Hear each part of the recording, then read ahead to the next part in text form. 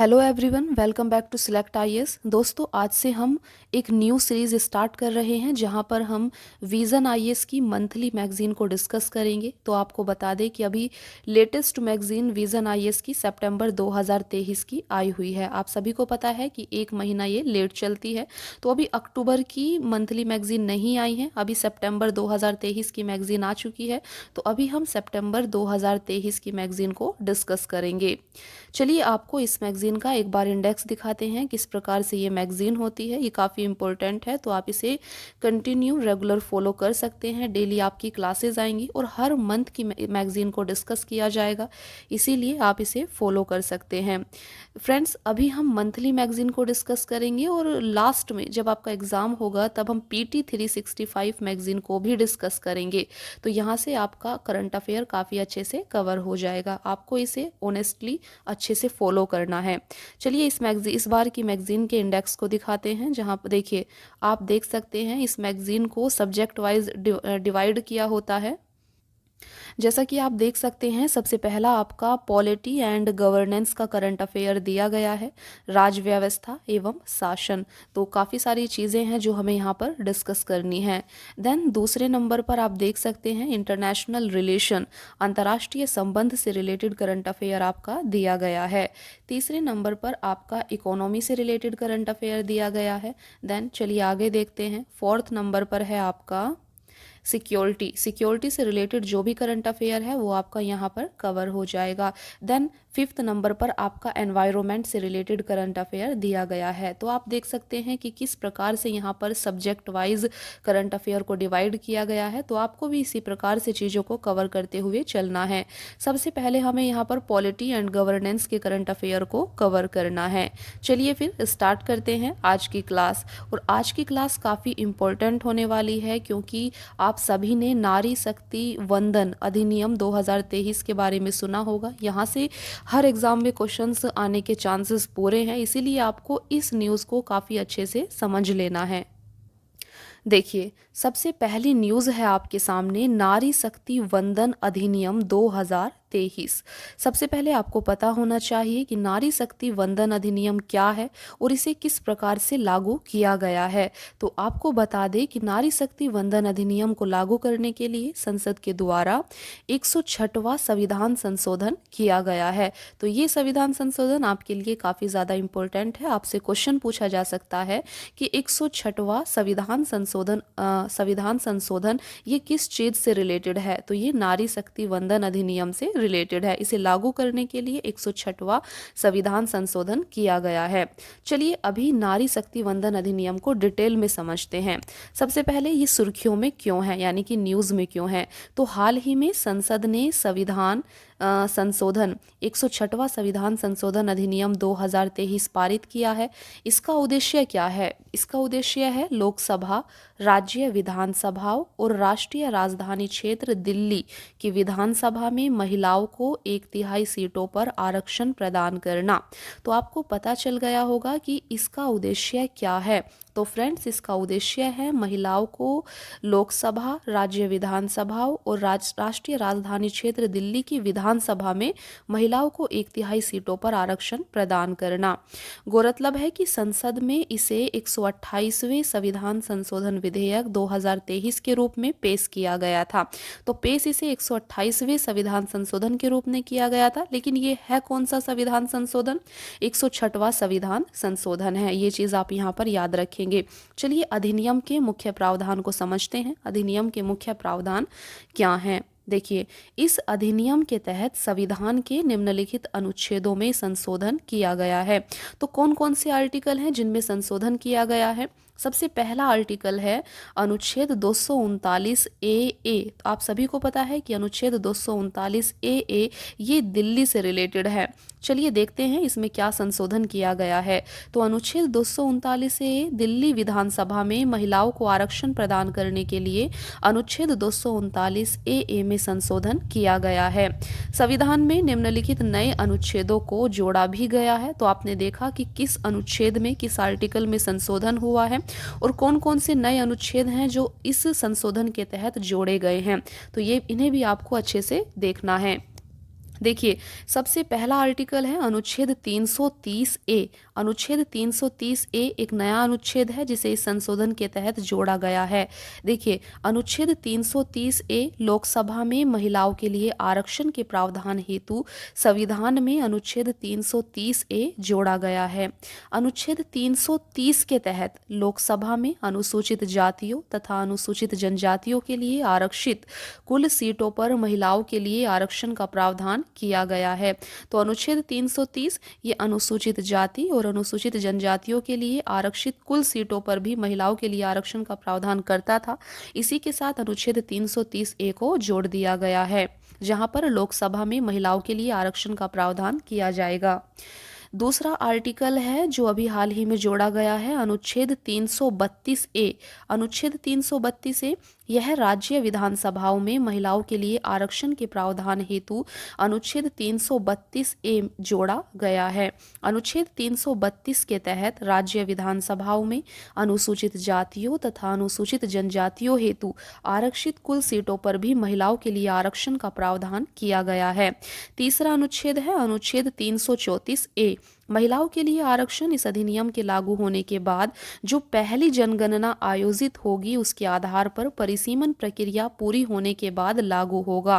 तो आप यहाँ पर देख सकते हैं कि अनुच्छेद 334 ए का ऐसा कहना है कि महिलाओं के लिए जो आरक्षण किया गया है उसे कब लागू किया जाएगा, इसे पहली जनगणना आयोजित होने के बाद और जब परिसीमन प्रक्रिया पूरी हो जाएगी उसके बाद इस आरक्षण को लागू किया जाएगा, ऐसा अनुच्छेद 334 ए में कहा गया है।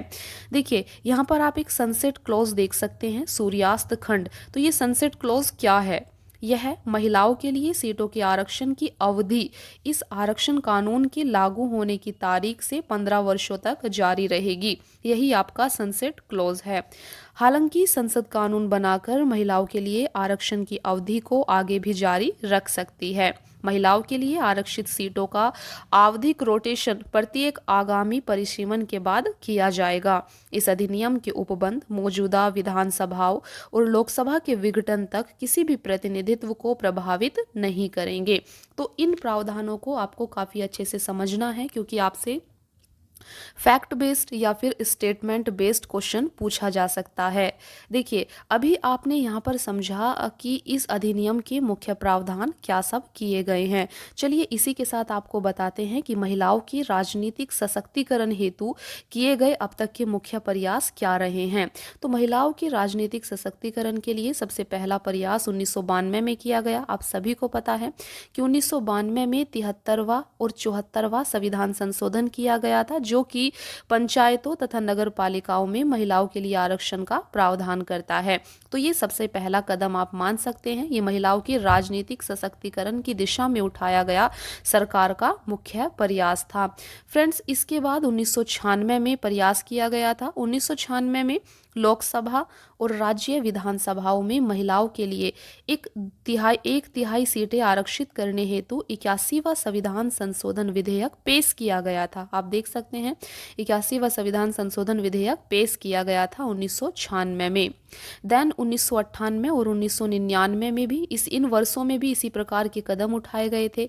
देन 2008 इस प्रकार का अंतिम प्रयास 2008 में किया गया था। वर्ष 2008 में महिला आरक्षण के लिए एक विधेयक राज्यसभा में पेश कर उसे पारित किया गया था। हालांकि बाद में यह विधेयक व्यपगत यानी कि निरस्त हो गया था। तो यहाँ पर आप देख सकते हैं कि महिलाओं की राजनीतिक सशक्तिकरण के लिए मुख्य प्रयास कब कब और क्या सब उठाए गए हैं। तो यहाँ पर इसी चीज को आपको बताया गया है। चलिए, हमने यहाँ पर समझ लिया है कि नारी शक्ति वंदन अधिनियम क्या था, इसका उद्देश्य क्या है, इसे कौन से संविधान संशोधन के द्वारा लागू किया गया है और इस अधिनियम के तहत कौन कौन से नए आर्टिकल्स हैं जिन्हें जोड़ा गया है और कौन से आर्टिकल में संशोधन किया गया है। तो अभी तक हमने काफी कुछ सीख लिया है। चलिए अभी थोड़ी सी और आगे बात करते हैं। देखिए, अगर बात करें कि विधायिका में महिला आरक्षण की आवश्यकता क्यों है, आप सभी के मन में ये क्वेश्चन होगा कि विधायिका में महिला आरक्षण की आवश्यकता क्यों है। तो इसका सीधा सा जवाब है कि विधायिका में महिलाओं का कम प्रतिनिधित्व है। देखिए, भारतीय संसद में महिला सांसदों की संख्या काफी कम 15% से भी कम है। हालांकि यह अब तक का सबसे अधिक आंकड़ा है। तो आप देख सकते हैं कि भारतीय संसद में महिला सांसदों की संख्या 15% से भी कम है। इसीलिए इस अधिनियम को लाने की ज़रूरत थी, महिलाओं को आरक्षण देने की ज़रूरत थी। राज्य विधानसभाओं में महिला विधायकों का औसत प्रतिनिधित्व केवल 8% है।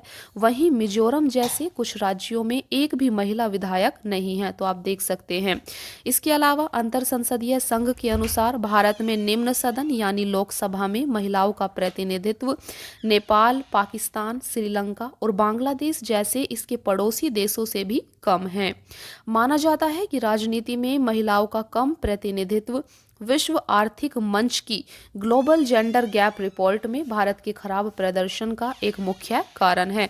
तो ग्लोबल जेंडर गैप रिपोर्ट के बारे में आप सभी ने सुना होगा। ग्लोबल जेंडर गैप रिपोर्ट को कौन जारी करता है? वर्ल्ड इकोनॉमिक फोरम, विश्व आर्थिक मंच। ये चीज़ भी आप याद रखेंगे। और इस रिपोर्ट में 2023 में इंडिया की कौन सी रैंक आई है? देखिए, ग्लोबल जेंडर गैप 2023 में कुल 146 देशों में भारत 127वें स्थान पर है। तो इंडिया की कौन सी रैंक है 2023 में? 127। इसे भी आप यहाँ पर याद रखेंगे। अभी हम बात कर रहे हैं कि विधायिका में महिलाओं को आरक्षण देने की ज़रूरत क्यों है। ठीक है, तो उसमें हमने सबसे पहला कारण देखा कि विधायिका में महिलाओं का कम प्रतिनिधित्व है। दूसरा कारण आप यहाँ पर देख सकते हैं कि राजनीतिक दलों की पुरुष सत्तात्मक प्रकृति।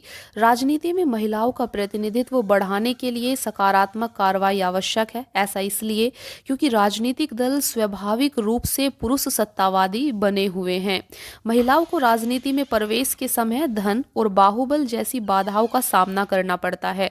तो आप सभी को पता है कि चुनाव कितने खर्चीले हो गए हैं। धन और बाहुबल ही आजकल चुनाव में चलते हैं। इसीलिए महिलाओं को राजनीति में प्रवेश करते समय धन और बाहुबल जैसी बाधाओं का सामना करना पड़ता है। आरक्षण से राज्य और राष्ट्रीय स्तर पर इन बाधाओं को दूर करने में मदद मिलेगी। तो ये था आपका दूसरा कारण। तीसरा कारण है महिलाओं से संबंधित मुद्दों का समावेशन। श्रम बल में महिलाओं की कम भागीदारी, महिलाओं के खिलाफ अपराध दर में वृद्धि जैसी समस्याओं के समाधान के लिए निर्णय लेने की प्रक्रिया में महिलाओं का प्रतिनिधित्व बढ़ाना आवश्यक है। चौथा रीजन है स्थानीय स्तर पर आरक्षण से लाभ।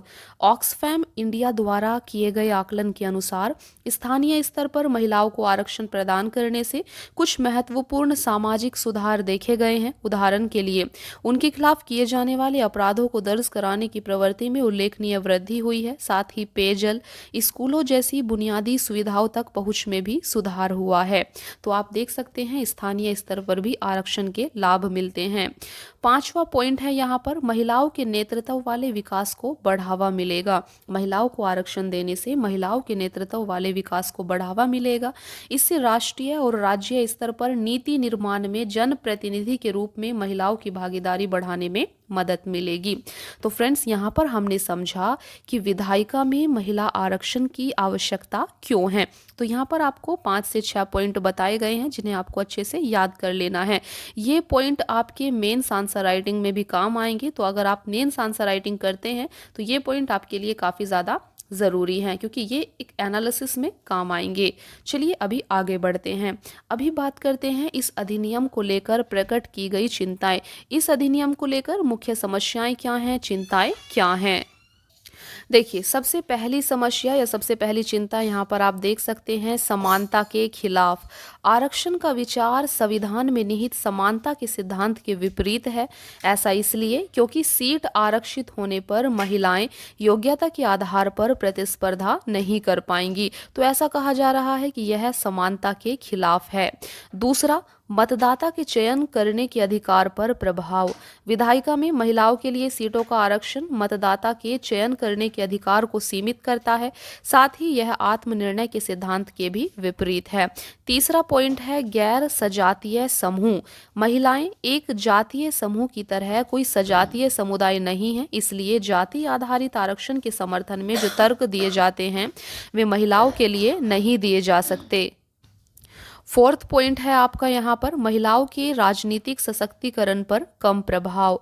चुनावी सुधारों के मार्ग में कुछ बड़ी बाधाएं विद्यमान हैं, जैसे राजनीति का अपराधीकरण, राजनीतिक दलों में आंतरिक लोकतंत्र का अभाव इत्यादि। ये मुद्दे महिलाओं के राजनीतिक सशक्तिकरण में बाधा उत्पन्न कर सकते हैं। फिफ्थ यहाँ पर पांचवा कारण बताया गया है राज्यों में असमानता। वर्ष 2008 के महिला आरक्षण विधेयक में प्रत्येक राज्य और केंद्र शासित प्रदेश में 1/3 सीट आरक्षित करने का प्रावधान किया गया था। इसके विपरीत वर्तमान अधिनियम में कुल लोकसभा सीटों में 1/3 सीटों के आरक्षण का प्रावधान किया गया है। यह अलग अलग राज्यों में लोकसभा की कम या ज्यादा सीटों के संदर्भ में लोकसभा में राज्य आधारित प्रतिनिधित्व में असमानता का कारण बन सकता है। छठा रीजन है सीटों का रोटेशन। यह अधिनियम प्रत्येक अगले परिसीमन के बाद सीटों के रोटेशन का प्रावधान करता है। इसके विपरीत संसद या राज्य विधानसभाओं के प्रत्येक आम चुनाव के बाद सीटों के रोटेशन की व्यवस्था होनी चाहिए। सातवां रीजन है यहाँ पर राज्यसभा और विधान परिषदों में आरक्षण। इस अधिनियम में राज्यसभा और राज्य की विधान परिषदों में महिलाओं के लिए आरक्षण का कोई प्रावधान नहीं किया गया है। तो यहाँ पर आप देख सकते हैं। नेक्स्ट है आपका गीता मुखर्जी समिति 1996। गीता मुखर्जी समिति ने राज्यसभा और विधान परिषदों में भी महिलाओं के लिए आरक्षण की सिफारिश की थी। तो आप सभी ने देखा कि राज्यसभा और विधान परिषदों में महिलाओं को आरक्षण नहीं दिया गया है, जबकि गीता मुखर्जी समिति ने इसके लिए सिफारिश की थी। तो फ्रेंड्स, यहाँ पर हमने समझा कि इस अधिनियम को लेकर बेसिक चिंताएं क्या हैं, क्या समस्याएं हैं। तो यहाँ पर काफ़ी अच्छे से हमने देखा। चलिए अभी बात करते हैं आगे की राह। आगे की राह क्या हो सकती है, क्या सॉल्यूशन हो सकता है। समय पर कार्यान्वयन। देखिए, इस अधिनियम का समय पर प्रवर्तन सुनिश्चित करने के लिए जनगणना डेटा और परिसीमन का समयबद्ध कार्यान्वयन एवं प्रकाशन किया जाना चाहिए। दूसरा, क्षमता निर्माण। स्थानीय स्तर पर महिला नेताओं के प्रशिक्षण और मार्गदर्शन के लिए नागरिक समाज एवं अन्य संस्थानों को शामिल किया जाना चाहिए। इससे राज्य और राष्ट्रीय स्तर पर महिला नेतृत्व की प्रभावी लामबंदी सुनिश्चित की जा सकेगी।